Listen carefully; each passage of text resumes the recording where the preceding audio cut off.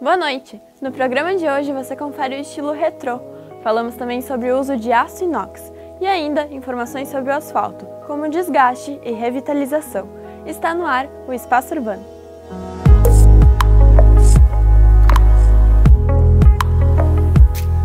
Quem disse que beleza e bom gosto só são encontrados em lares de decoração contemporânea e moderna? Da mesma forma que ambientes super modernos conseguem deslumbrar, decorar espaços com inspiração retrô é um dos caminhos certos para quem quer apostar em charme e simplicidade no ambiente sem deixar nada a desejar. Esse estilo de decoração está conquistando o gosto de muitas pessoas, seja por lhes fazer lembrar algum espaço querido em que se viveu no passado, como a casa de familiares ou amigos, ou também sem nenhuma referência anterior por causa da simpatia e estética encantadora do retrô. Já faz um tempo que os móveis retrô conquistaram espaço na decoração. Essa tendência é uma das grandes apostas desse ano e sempre vai ter espaço. Por isso, se você era daqueles que fazia pouco caso desse tipo de mobília, é melhor repensar. Se você está se perguntando o que pode definir algo como retrô, a resposta é simples e também pode tirar a dúvida sobre a diferença desse estilo em relação ao vintage, que muitas pessoas ainda confundem. O retrô é uma releitura atual de características antigas, aplicada na linguagem gráfica, em produtos, ambiente e até embalagens. O vintage, por sua vez, está relacionado a algo realmente antigo e de alto padrão.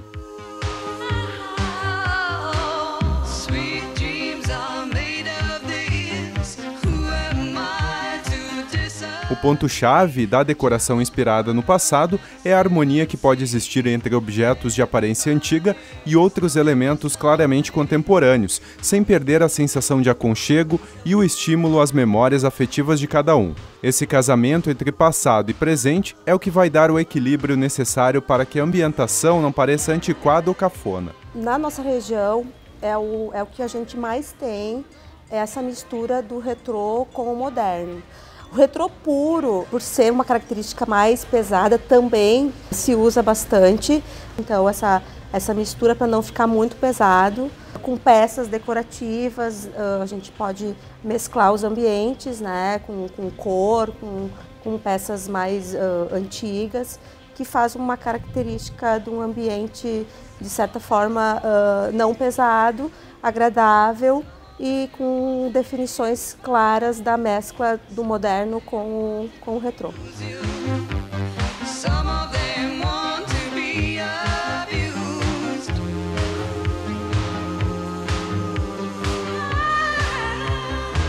A gente acaba colocando também nessa parte, ambientando, fazendo ambiente para o cliente.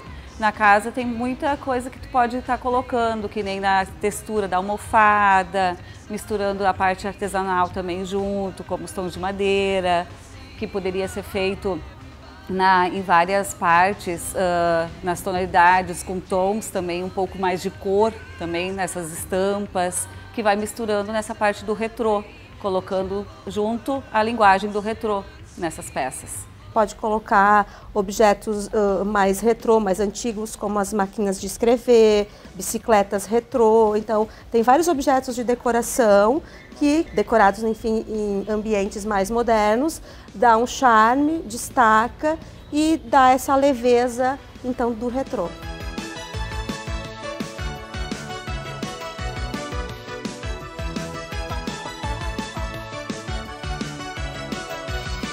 Papel de parede floreado e móvel elaborado que relembra décadas anteriores. Se isoladas, essas peças já agregam, confira juntas na decoração desse lavabo.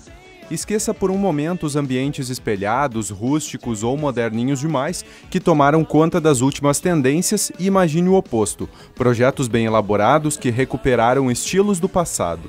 Então, geralmente o retrô também é bem carregado em cores. Digamos, a gente dá bastante ênfase às vezes no vermelho, ou bastante ênfase numa cor mais sóbria, mas porém o azul, mas sempre botando bastante elementos, né? A gente consegue ver bem nítido assim quando tem esse estilo, né? Por ser justamente, tu vai para o antigo, mas ao mesmo tempo tu tem essa parte de cor, de intensidade daquele ambiente, né?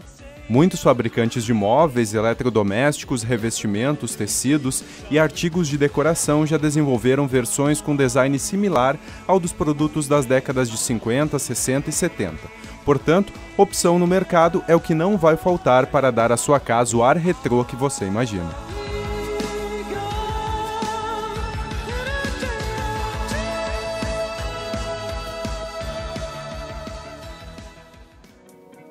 Logo depois do intervalo, a gente te mostra informações sobre o aço inox.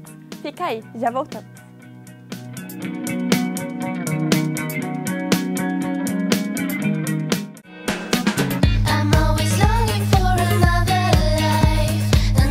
Esqueça que você já ouviu falar sobre o preço e a dificuldade de manuseio do aço inox. O gasto inicial supera o dos aços galvanizado e carbono, mas considerando a alta durabilidade e a baixa manutenção, o custo final será menor. Desde que chegou ao Brasil, nos anos 60, avanços ocorreram tanto na disponibilidade de cores e acabamentos, quanto nas formas de trabalhar com ele. O material é conhecido por ser higiênico, nobre, não manchar e ser fácil de trabalhar em todos os aspectos, como dobras e cortes. A nossa equipe foi até uma empresa de esquadrias para saber sobre o trabalho com esse material e as principais vantagens de utilizá-lo. O corrimão e o guarda-corpo ou parapeito são itens que precisam de atenção ao construir uma casa ou empreendimento em geral. Além de desempenhar um papel importante para a segurança, eles ajudam a reforçar ainda mais o estilo desejado, principalmente nas sacadas que compõem a fachada de uma casa. O grande diferencial da escada de inox em relação aos outros materiais é a estética, o acabamento que o inox proporciona para a obra. O inox ele é um material muito fácil de ser trabalhado. Você solda, você faz acabamentos, você consegue recuperar o material e retornar ele para aquele acabamento ideal, que ele pode ser polido ou escovado, que seria o acabamento do aço inox. Existem vários modelos e materiais e que associados resultam em diferentes propostas. Os modelos são bem variados, de acordo com cada obra, de acordo com cada situação. Existem os modelos que podem ser todos eles tubulares, com tubos de aço inox, ou então com peças que são fixadas para fazer a sustentação de vidro. Então pode se aliar, e o que torna interessante é que pode aliar o inox com o vidro. Então ele pode se adequar a várias situações, dependendo do acabamento, do visual que tu quer na tua obra.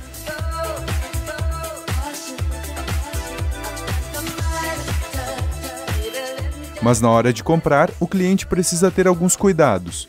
As ligas metálicas determinam a qualidade do aço inox, quanto à resistência à corrosão.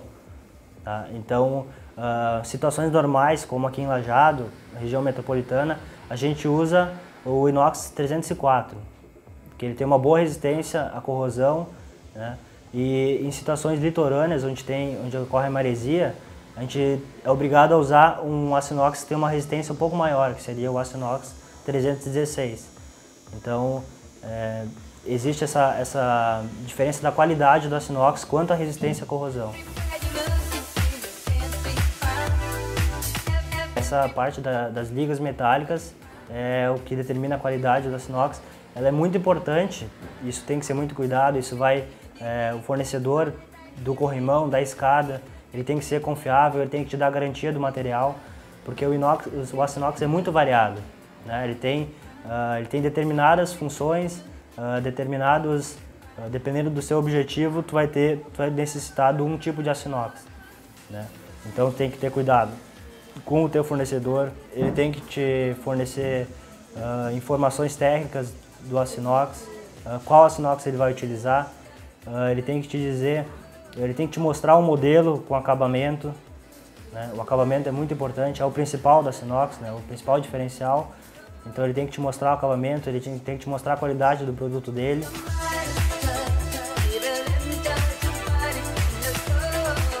E o aço inox também tem um detalhe que ele pode ser contaminado. Quando em contato por um período específico, em contato com materiais de aço carbono, ele pode ocorrer a contaminação. Então o fornecedor desse material, ele tem que garantir que esse material está sendo bem estocado, que o transporte foi correto, que na hora da fabricação não foi usado nenhum tipo de material de aço carbono, né? Então, para que não ocorra essa contaminação que pode não aparecer na hora, mas no futuro, então, pode ocorrer esse problema.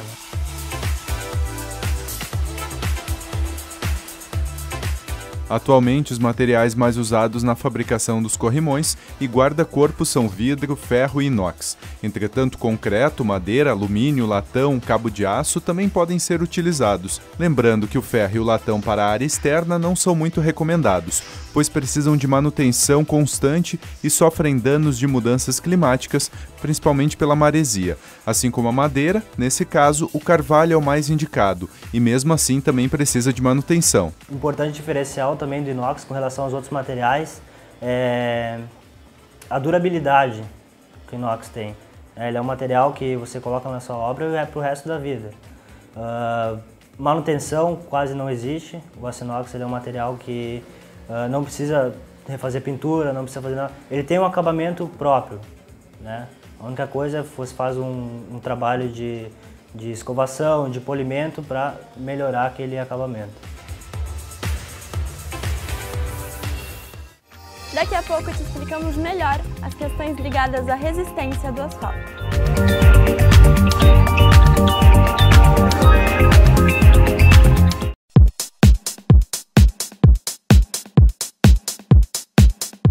Os motoristas têm enfrentado cada vez mais problemas com o asfalto.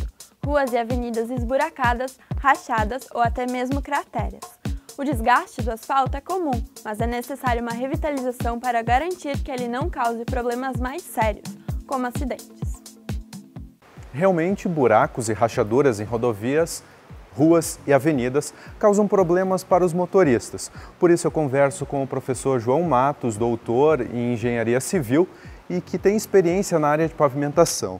Professor, então, o que contribui para a formação de buracos e rachaduras nas estradas? Bom, são diversos fatores que contribuem até que surja o buraco. Um dos principais deles é a condição que o teu pavimento, no caso o revestimento principalmente, se encontra. Se o teu revestimento não tem a manutenção adequada, isso propicia com que entre água dentro do teu pavimento e as camadas inferiores tenham a sua resistência diminuída e assim faça com que o pavimento deforme mais e, por consequência, comece a trincar de forma mais severa até o ponto de chegar aos buracos. Como reduzir o desgaste e demais problemas? Não existe um pavimento que não tenha buraco, então todo pavimento um dia vai ter problema de trincamentos, vai se originar um buraco nele. O que existe são técnicas para tentar aumentar a durabilidade dele. Uma das técnicas, por exemplo, é tu trabalhar com materiais asfálticos de melhor qualidade. Então tu pega o teu cap, que é o ligante asfáltico, que tu mistura com a brita para gerar a mistura asfáltica, e nesse cap tu adiciona elementos como polímeros, por exemplo, que vão dar mais rigidez a ele e, por consequência, eles vão ser mais resistentes. Além disso, é muito importante também tu ter cuidado com as camadas debaixo do pavimento. Então a gente tem a cultura no Brasil de só ficar arrumando a camada superior, que é a que a gente visualiza. Mas se a estrutura que dá suporte a essa camada de revestimento asfáltico não é de boa qualidade, tu vai ficar só trocando a camada asfáltica e o problema sempre retorna. E quais são os cuidados necessários no projeto e também durante a execução?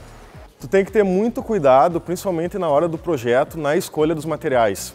Então tu tem que fazer ensaios para verificar quais são as resistências dos materiais, como que esses materiais se comportam no pavimento que tu está dimensionando e também sempre dimensionar ele com espessuras adequadas. Então no Brasil a gente tem a prática de tentar fazer pavimentos delgados. Então tu já sabe que o pavimento delgado não vai resistir muito porque ele é uma camada fina, logo ela vai estourar. Outro cuidado muito importante é na hora de executar o pavimento. Então tu tem que ter controle de qual material tu está executando. Então tu tem que fazer ensaios, tem que levar para laboratório, tem que ter laudos mostrando que o teu material tem resistência e tem que garantir que os serviços estão sendo bem executados.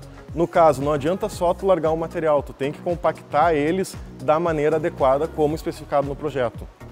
Qual a vida útil da pavimentação? Os pavimentos normalmente eles são dimensionados para durarem 10 anos. Tá? E o que os órgãos públicos normalmente exigem das empresas é que eles durem pelo menos 5 anos. Se dentro desses 5 anos não atender às especificações, a empresa que executou normalmente tem que fazer obrigatoriamente os reparos. Mas o período de projeto seria 10 anos. E a operação tapa-buracos resolve o problema? Resolve instantaneamente, então ela só melhora a condição de rolamento até a próxima chuva.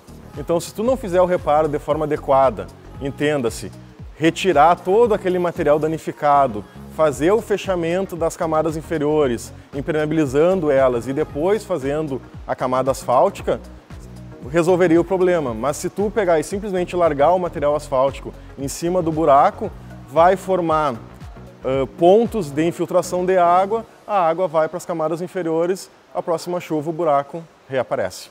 O Espaço Urbano de hoje fica por aqui, mas como você já sabe, na semana que vem tem mais, às 9 horas da noite. Tenha um ótimo fim de semana e aproveite o feriado.